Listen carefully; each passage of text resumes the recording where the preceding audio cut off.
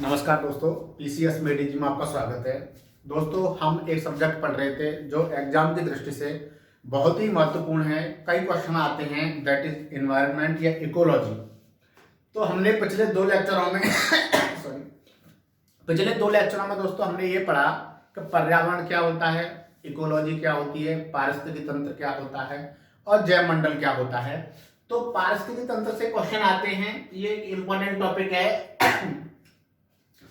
तो पारिस्थितिकी तंत्र के बारे में पढ़ते हैं इस लेक्चर में। दोस्तों, मैंने बताया था कि पारिस्थितिकी तंत्र क्या होता है। जैसे मैं ये पृथ्वी मान लूं सॉरी, तबीयत खराब है मेरी। अगर मैं इसे पृथ्वी मान लेता हूं तो ये इसका धरातल है।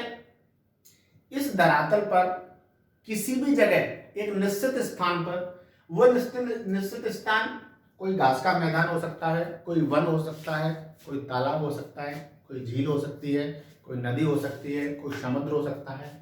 किसी भी निश्चित स्थान पर, ठीक है, उस निश्चित स्थान में रहने वाले सॉरी उस निश्चित स्थान में रहने वाले जीव जिनमें जीवन है, वो तीन चीजें होंगी।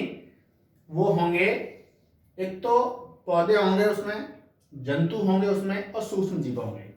उस निश्चित स्थान में रहने वाले जीवों के आपस में क्या संबंध है, और उस निश्चित स्थान में, चाहे वो निश्चित स्थान घास का मैदान है, वन है, तालाब है, झील है, कुछ भी है, उस निश्चित स्थान में रहने वाले जीवों के आपस में संबंध क्या है, और उस निश्चित स्थान में रहने वाले जीवों के विकास के लिए जो अजैविक घटक जिम्मेदार है। जैसे मान लो मैं एक जंतु हूं, मैं एक पुरुष हूं, मानव हूं, तो मेरे लिए सबसे ज्यादा आवश्यक क्या है? एक तो जमीन, स्थलमंडल, और मैं सांस लूंगा उसके लिए वायुमंडल, और मैं पानी पीता हूं और उसके लिए जलमंडल, पानी की आवश्यकता है।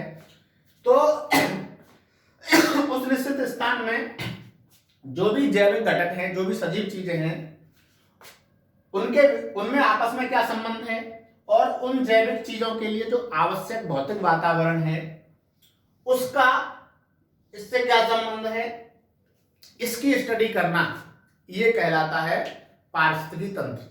पारिस्थितिकी तंत्र का मतलब यह होता है किसी भी निश्चित स्थान पर जब वहां पर हम रहने वाले सजीवों, जिसको पारिस्थितिकी भाषा में बोलते हैं जैविक घटक, उस जैविक घटक में आपस में संबंध देखें, और उस जैविक घटक का भौतिक पर्यावरण के साथ क्या संबंध है, इस अंतर संबंध को देखना, स्टडी करना होता है पारिस्थितिकी तंत्र।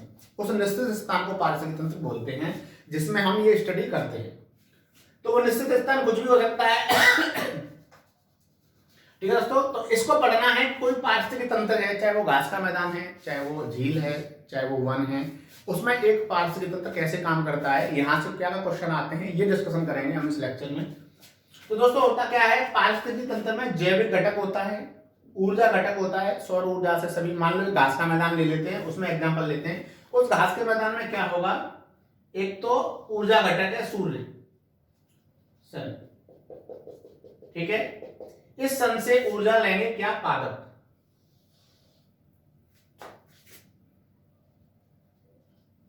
प्लांट। इससे ऊर्जा लेंगे क्या, ये पादप।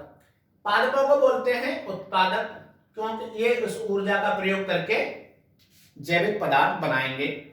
अब कौन सा क्रिया होती है जिससे पौधे खाना बनाते हैं, उसे बोलते हैं प्रकाश संश्लेषण।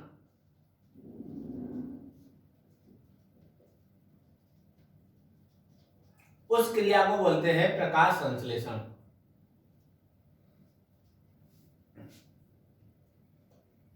उस क्रिया को बोलते हैं प्रकाश संश्लेषण। तो पहला क्वेश्चन तो यही आता है कि पौधे किस विधि द्वारा खाना बनाते हैं, तो प्रकाश संश्लेषण। इस क्रिया में क्या होता है, प्रकाश ऊर्जा जो होती है वो किसमें बदलती है, रासायनिक ऊर्जा में, रसायन ऊर्जा में। तो अगला क्वेश्चन जो हमारे सॉरी तबीयत खराब है, तो अगला क्वेश्चन जो आता है वो क्वेश्चन आता है कि प्रकाश संश्लेषण में कौन सी ऊर्जा किस ऊर्जा में बदलती है, तो प्रकाश ऊर्जा किसमें बदलती है, रासायनिक ऊर्जा में। कैसे बदलती है, ये अभी हम बताते हैं। और ये प्रकाश ऊर्जा रासायनिक ऊर्जा में किसके द्वारा बदलती है, तो पौधों की हरी पत्तियों में क्या होता है, हरित लवक। हरित लवक इंग्लिश में बोलते हैं क्लोरोफिल। और इस क्लोरोफिल में कौन सी धातु होती है, कौन सा तत्व होता है, तो वो मैग्नीशियम। ये क्वेश्चन भी आता है। क्वेश्चन ये आता है कि पौधों में प्रकाश सुग्राही के रूप में क्या होता है, प्रकाश को अवशोषित करने वाला क्या होता है, तो वो होता है क्लोरोफिल। ठीक है दोस्तों, ये क्वेश्चन आता है। तो क्या पौधे क्या करते हैं, मैं उस पारिस्थितिकी तंत्र के बारे में बता रहा हूं कैसे काम करते हैं। ऊर्जा घटक हमारा सन हो गया, सूर्य हो गया, इससे क्या होगा, उत्पादक जो हैं पौधे वो ऊर्जा लेके प्रकाश संश्लेषण की क्रिया द्वारा खाना बनाएंगे। तो ये पौधे क्या करते हैं कि नीचे भूमि है, इस भूमि से क्या लेंगे, जल लेंगे प्लस पोषक तत्व लेंगे, और वायुमंडल से ये उत्पादक इस वायुमंडल से क्या लेंगे, CO2, और CO2 और जल का प्रयोग करके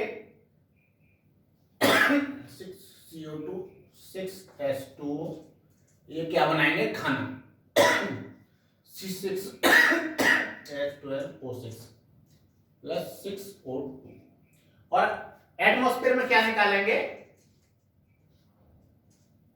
ऑक्सीजन, जिसको हम जब पौधे छोड़ते हैं ऑक्सीजन तो हम जिसको ग्रहण करते हैं।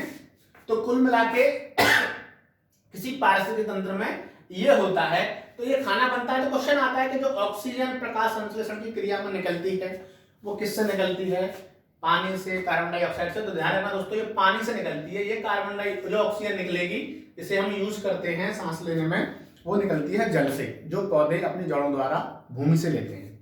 तो यहां तक की प्रक्रिया ये होती है। ये सारे क्वेश्चन आते हैं, चारों जो मैंने पॉइंट लिखाए हैं। प्रकाश सुग्राही क्या होता है, प्रकाश संश्लेषण में कौन सी ऊर्जा किसमें परिवर्तित होती है, ये सारे क्वेश्चन आते हैं।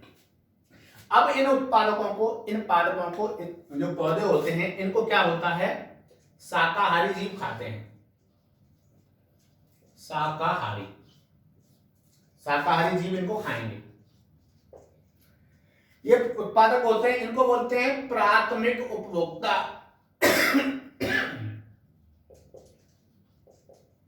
प्राथमिक उपभोक्ता बोलते हैं शाकाहारी जीवों को। जैसे किसी घास का मैदान है, उसमें जो टिड्डा होगा, उसमें जो खरगोश होगा, बकरी, गाय, ये सारे शाकाहारी जीव बोलते हैं प्राथमिक उपभोक्ता, क्योंकि ये उन पौधों को खाते हैं। ठीक है। अब इन जो शाकाहारी जीव होते हैं इनको फर्दर कौन खा लेता है, ये किसका भोजन बन जाते हैं, मांसाहारी जीवों का। मांसाहारी जीवों का, इनको बोलते हैं द्वितीय उपभोक्ता। और फाइनली इन मांसाहारी जीवों को भी कौन खाता है, मनुष्य। पौधे भी, इनको भी और इनको भी कौन खाता है, सर्वाहारी। इसे बोलते हैं तृतीयक उपभोक्ता। तृतीयक उपभोक्ता या बोलते, ठीक है, तृतीय उपभोक्ता बोलते हैं सर्वाहारी को। फाइनली चाहे वो पौधे हों या ये उपभोक्ता वाला, ये तीनों उपभोक्ता हैं, प्राथमिक उपभोक्ता, द्वितीय उपभोक्ता, तृतीय उपभोक्ता। अब फाइनली जब ये सारी चीजें मर जाती हैं, ये तो इनको क्या करता है, एक जीव होते हैं उनको बोलते हैं अपघटक। अपघटक में आते हैं एक तो बैक्टीरिया,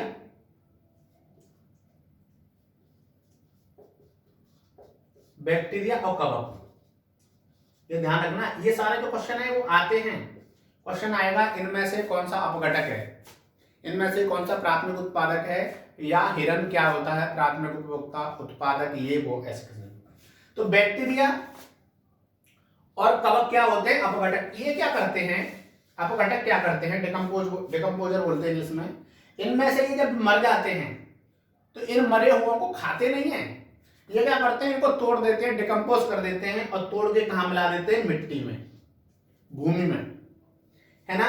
तो क्या हुआ, ये क्या थे, ये सारी चीजें क्या थी, ये सजीव थे, ये जैविक घटक हैं। इस जो घास का मैदान है उसमें पूरा प्रोसेस ये चल रहा है। उसमें जैविक घटक क्या है, ये तीन, ये चार। अजैविक घटक होती है भूमि या स्थलमंडल। तो ये यहां से क्या हुआ, यहां से ये हुआ कि यहां से ऊर्जा और पदार्थ ये यहां से ट्रांसफर होना शुरू हुआ, ऊर्जा शुरू से जो ऊर्जा ली और पदार्थ यहां से ट्रांसफर होना शुरू हुआ और फाइनली ऊर्जा तो डेसिपेट होती जाती है, मतलब पर्यावरण में ऊष्मा के रूप में क्षति होती रहती है। एक लिंडमैन का नियम है ऊर्जा का, ये पूछा जाता है। ये प्राथमिक पोषण स्तर होता है दोस्तों, ये प्राथमिक पोषण स्तर, द्वितीयक पोषण स्तर, तृतीयक पोषण स्तर और ये चतुर्थ पोषण स्तर, या इसको बोलते हैं उच्चतम पोषण स्तर। ये न्यूनतम पोषण स्तर है पहला वाला, इसे उच्चतम पोषण स्तर बोलते हैं। तो ऊर्जा यहां से लेके यहां तक ऐसे करके ऊर्जा लगातार क्षय होता जाता है। अगर 100 कैलोरी ऊर्जा पौधों ने ली थी तो आगे ट्रांसफर होगी 10 कैलोरी, 10% ट्रांसफर होती है। क्वेश्चन आता है कि किसी भी पारतंत्र में, किसी भी इकोसिस्टम में एक पोषण स्तर से जब दूसरे पोषण स्तर पर जाते हैं तो कितने परसेंट ऊर्जा ट्रांसफर होती है? 10%। ऐसे ये पदार्थों का यहाँ से यहाँ फिर भूमि में मिल जाते हैं, भूमि से फिर पौधे लेते हैं, फिर वो इससे प्रोसेस चलता है। तो इससे क्या क्वेश्चन आते हैं कि ये जो पारिस्थितिक तंत्र में ये जो काम हो रहे हैं इससे संबंधित क्वेश्चन आते हैं। तो इससे देखो पारिस्थितिक तंत्र की विशेषताएं पढ़ते हैं, पारिस्थितिक तंत्र की विशेषताएं। तो क्वेश्चन आता है कि पारिस्थितिक तंत्र के संबंध में इनमें से कौन सा ऑप्शन सही है? तो पारिस्थितिक तंत्र क्या होता है? एक कार्यात्मक इकाई। एक तो आपको ये चीज याद रखनी है, फंक्शनल यूनिट। जैसे हम शरीर को बायोलॉजी में पढ़ते हैं, ऐसे ही इकोलॉजी में हम पढ़ते हैं किसको? इन्वायरमेंट को। ठीक है, तो इकोलॉजी में इन्वायरमेंट को पढ़ेंगे तो इकोलॉजी की सबसे फंक्शनल छोटी यूनिट होती है पारिस्थितिक तंत्र, इकोसिस्टम। जैसे हमारे शरीर की सबसे फंक्शनल यूनिट छोटी कौन सी है? हमारे शरीर की फंक्शनल यूनिट है सेल, कोशिका। ऐसे ही पूरे पर्यावरण की फंक्शनल यूनिट होती है पारिस्थितिक तंत्र, है ना। तो दूसरा क्वेश्चन पॉइंट है वो ज्यादा इंपॉर्टेंट आता है कि पारिस्थितिक तंत्र एक खुला तंत्र होता है, ओपन तंत्र। ये क्वेश्चन आता है पारिस्थितिक तंत्र के संबंध में इनमें से क्या गलत है या क्या सही है। तो उसमें ऑप्शन होंगे, उसमें से लिखा होगा एक कि पारिस्थितिक तंत्र एक खुला तंत्र होता है, तब तो सही है। कैसे? कि ये जो प्रोसेस चल रहा है पारिस्थितिक तंत्र में, इसमें से ऐसा नहीं कि ये शाकाहारी जीव केवल इसी पौधे को खाएंगे, किसी और पौधे को भी खा सकते हैं। ये शाकाहारी जीव है ना, किसी और ये शाकाहारी जीव है, वो किसी और पारिस्थितिक तंत्र के चीजों को भी खा सकते हैं। तो क्या होगा? ऊर्जा और पदार्थों का मतलब इसमें इनपुट भी हो सकता है और आउटपुट भी हो सकता है। मतलब यहां से ये जो ऊर्जा और पदार्थ है ये यहां से बाहर भी आ सकती है और अंदर भी आ सकते हैं। तो ये खुला तंत्र होता है जिसमें पदार्थों और ऊर्जा का इनपुट भी होता है और आउटपुट भी होता है। तो ये ध्यान रखना, पारिस्थितिक तंत्र के संबंध में जो क्वेश्चन आता है वो खुला तंत्र। तीसरा यह होता है कि पारिस्थितिक तंत्र में ऊर्जा का गमन होता है वो एक दिशीय होता है। ये भी बहुत क्वेश्चन इंपॉर्टेंट है। किसी भी पारिस्थितिक तंत्र में ऊर्जा हमेशा ऐसे करके ऐसे चलेगी, है ना, एक दिशा में चलती है। ये नहीं कि इधर से भी इधर ट्रांसफर हो रहा है ऊर्जा का, नहीं, ऊर्जा एक दिशा में ही चलेगी। और चौथा जो क्वेश्चन है बहुत ज्यादा इंपॉर्टेंट है, इनमें चारों पॉइंट पारिस्थितिक तंत्र के संबंध में बहुत ही इंपॉर्टेंट है। चौथा है कि जो पदार्थ होंगे, यहां से जो ऊर्जा और पदार्थों का गमन हो रहा है, पदार्थ चक्रीय क्रम में चलते हैं, ट्रांसफर होता है, स्थानांतरण होता है पदार्थों का, और उस चक्रीय क्रम को बोलते हैं जैव भू रसायन चक्र। ये यहां से क्वेश्चन आता है, इंग्लिश में बोलते हैं bio geochemical cycle. Bio geochemical cycle question आते हैं किसी भी पारिस्थितिक तंत्र में पदार्थों का चक्रण किस विधि द्वारा होता है। चार ऑप्शन होते हैं, उसमें होता है जैव भू रसायन चक्र। ये जो पदार्थ यहां से यहां जाएंगे, यहां से यहां जाएंगे, यहां से यहां, ये जैविक घटक है, ये भूमि अजैविक घटक है, जैविक घटक से अजैविक घटक, फिर अजैविक घटक से जैविक घटक। इस तरीके से क्या होता है किसी भी पारिस्थितिक तंत्र में पदार्थों का चक्रण होता है, रिसाइकलिंग होती है।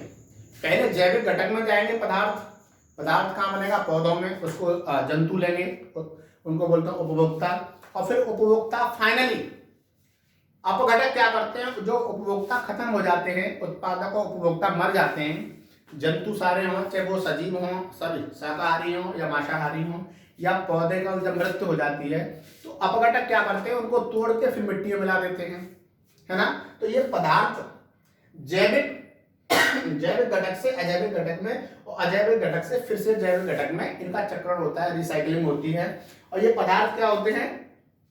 हाइड्रोजन, कार्बन और कैल्शियम और नाइट्रोजन। देखे होंगे हमने नाइट्रोजन चक्रीकरण और ऑक्सीजन का चक्रीकरण, ये इसमें कैसे चक्कर में घूमते हैं वो पढ़ते हैं हम, तो उसे बोलते हैं जैव भू रसायन चक्र। तो ये क्वेश्चन आता है एग्जाम में, किस चक्र के द्वारा पदार्थों का चक्रण होता है किसी भी पार्थिव तंत्र में। तो 4 पॉइंट याद रखेंगे आप, है ना, जैव भू रसायन चक्र।